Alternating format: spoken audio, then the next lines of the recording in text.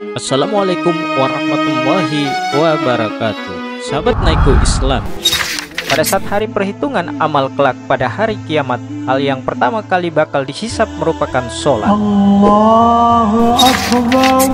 Hal ini menunjukkan betapa pentingnya ibadah yang satu ini. Di dalam Al-Quran, perintah yang paling tidak jarang Allah katakan merupakan perintah tentang sholat. Ada tidak sedikit ayat yang memerintahkan kita untuk rutin mendirikan sholat. Dalam suatu hadis, Rasulullah SAW bersabda, sesungguhnya pertama kali yang dihisap, ditanya dan diminta pertanggungjawaban dari segenap amalan seorang hamba di hari kiamat kelak merupakan sholatnya. Bila sholatnya baik, maka beruntunglah ia, dan bila sholatnya rusak, sesungguhnya kerugian menimpanya. Hadis riwayat Tirmidzi. Untuk itu sangat penting bagi kita untuk rutin mendirikan sholat. Namun di zaman yang sudah modern semacam ini, tampaknya tidak sedikit orang yang sudah mulai memandang rendah sholat. Bahkan hanya karena suatu argumen yang sepele saja, seseorang dapat dengan mudah meninggalkan sholat. Bahkan kini tidak sedikit orang yang menganggap bahwa sholat itu hanya sebuah rutinitas ibadah semata. Ada juga seorang yang melaksanakan sholat karena terpaksa dan lain sebagainya. Hal-hal semacam inilah penyebab seseorang yang rajin sholat namun masuk neraka, karena dalam melaksanakan ibadah tersebut mereka tidak dengan ikhlas.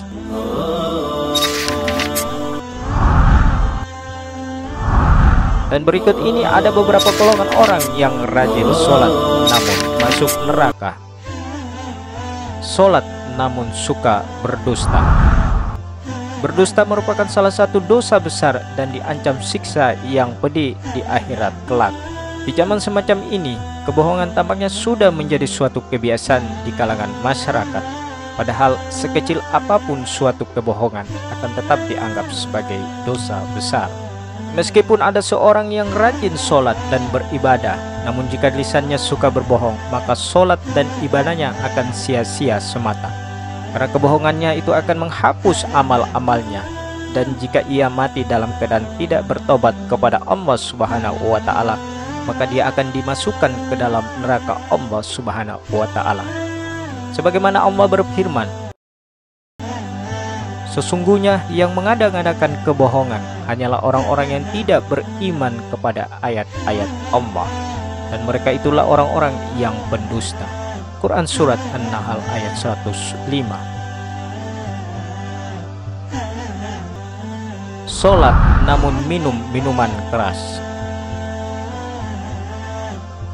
Hal ini tidak jarang kita jumpai di kalangan masyarakat. Tidak sedikit sekali orang yang melaksanakan sholat namun suka meminum minuman keras.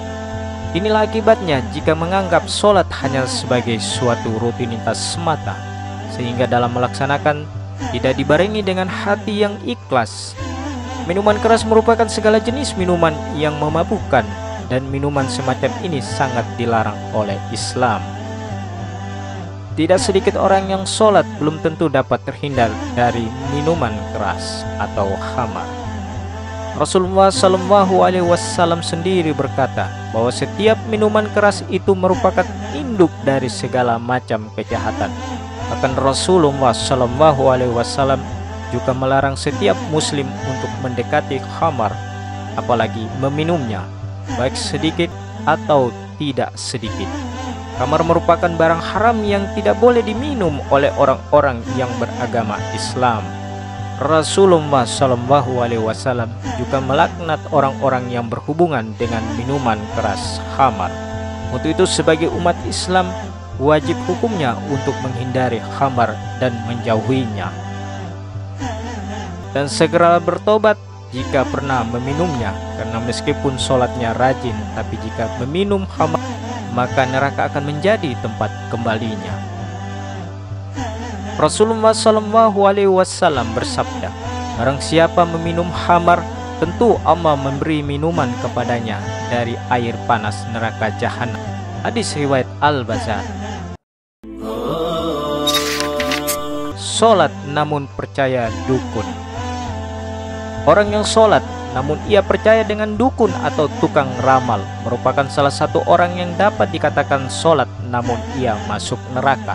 Semacam kita ketahui, dukun merupakan orang yang mengaku bahwa dia mengetahui perkara-perkara gaib dan tersembunyi. Dalam hadis riwayat Imam Muslim, orang yang percaya kepada dukun, maka sholatnya tidak akan diterima selama 40 hari. Selain itu, percaya dengan dukun merupakan termasuk dalam kategori dosa besar, karena hanya Allah sajalah yang maha mengetahui segala sesuatu. Percaya kepada dukun juga dapat dikategorikan sebagai tindakan musyrik, karena dukun itu merupakan orang yang bersekutu dengan bangsa jin, dan jika dipercayainya maka tidak akan terkena dosa syirik. Untuk itu, jika orang yang sholat namun mempercayai dukun dan sejenisnya, maka ia akan terancam dosa yang sangat besar. Rasulullah SAW bersabda, barang siapa yang mendatangi tukang ramal atau dukun, kemudian ia membenarkan apa yang dikatakannya itu, maka sesungguhnya ia sudah ingkar kepada apa yang sudah diturunkan kepada Nabi Muhammad SAW. Hadis riwayat Abu Daud dan At-Tirmidzi dan Ibnu Majah. Sholat tapi suka bergunjing kejelekan orang lain.